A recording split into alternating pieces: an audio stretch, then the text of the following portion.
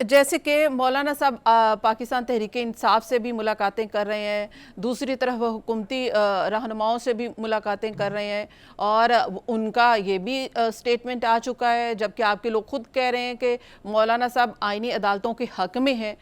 तो आपको क्या लगता है कि मौलाना साहब का वोट किस तरफ होगा, हुकूमत की हमायत में या मुखालिफ में?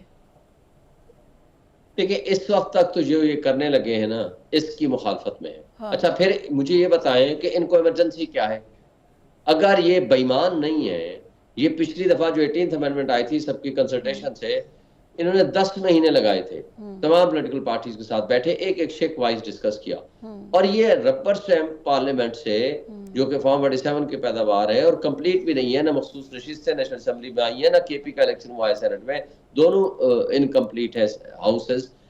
दिन को जी सुबह 10 बजे होगा, 11 बजे होगा, 12 बजे होगा और रात के 3 बजे तक जी इजलास होगा जी, और किसी के पास मुसवदा है, किसी को कुछ पता है, किसी के पास नहीं है।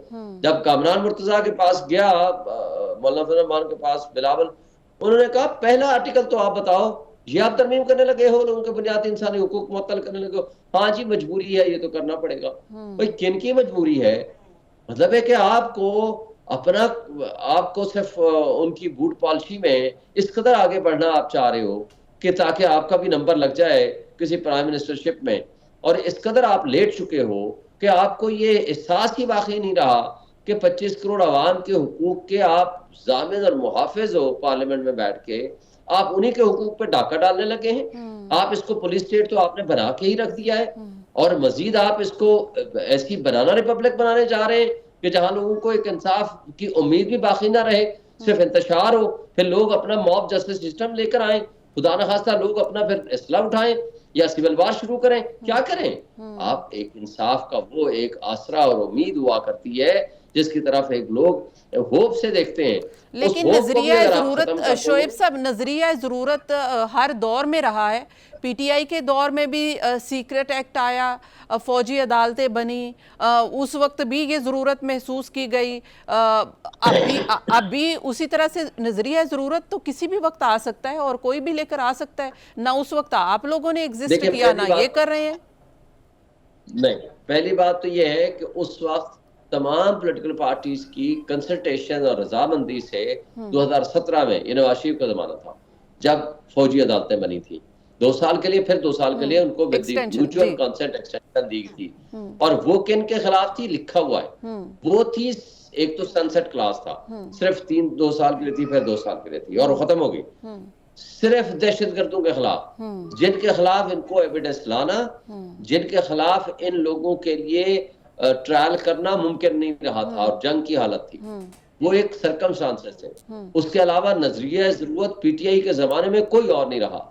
किसी हवाले से हमने ऐसी कानून साजी नहीं की कि इस तरह हम आइन को तरमीम करके हमेशा हमेशा के लिए गैंग ऑफ 3 को एक्सटेंशन दे दें और वो यहाँ बैठ के आइन में तरमीम हो जाए, और वो यहाँ बैठ के एक्सटेंशन के लिए तो चाहे पीएमएलएन ने भी वोट दिया था, आप लोगों ने भी ये तरमीम कर ली थी। वो तो जाहिर है कि देखिए, वो एक्सटेंशन थी, सुन, वो एक्सटेंशन थी सादा कानून साजी के जरिए। अब इसको वो आईनी तरमीम का हिस्सा बनाने जा रहे हैं।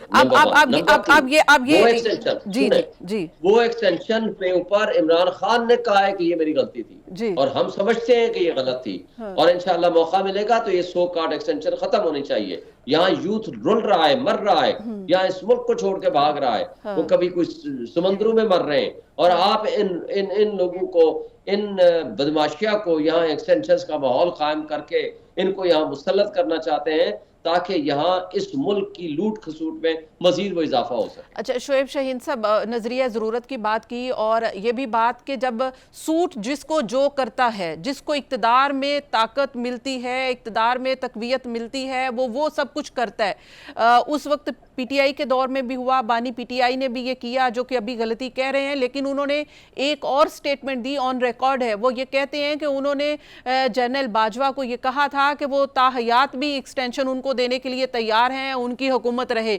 तो ये तो वही बात है कि अपने अपने इक़्तिदार के लिए हर कोई करता है पहले भी और अब शायद ये भी करना चाहते हैं, तो इनकी भी जितनी हम इनकी नीयत पे शक कर रहे हैं, माजी में भी यही होता रहा है, तो हमें तो किसी पर भरोसा नहीं है।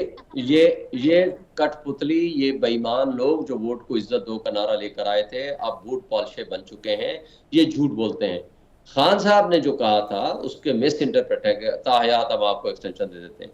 उन्होंने कहा था कि इलेक्शंस तक आप इस सिस्टम को कंटिन्यू करें। जो इलेक्टेड गवर्नमेंट है, इलेक्टेड गवर्नमेंट, इलेक्शन की बात हो रही थी कि कब होने हैं, कि जो इलेक्टेड गवर्नमेंट है ये कठपुतली नहीं, जो लोटाक्रेसी के जरिए वजूद में आने वाली हुकूमत नहीं, इलेक्टेड गवर्नमेंट ये फैसला करे who will be the next chief justice, next chief of army staff. That was the intention, that was the statement.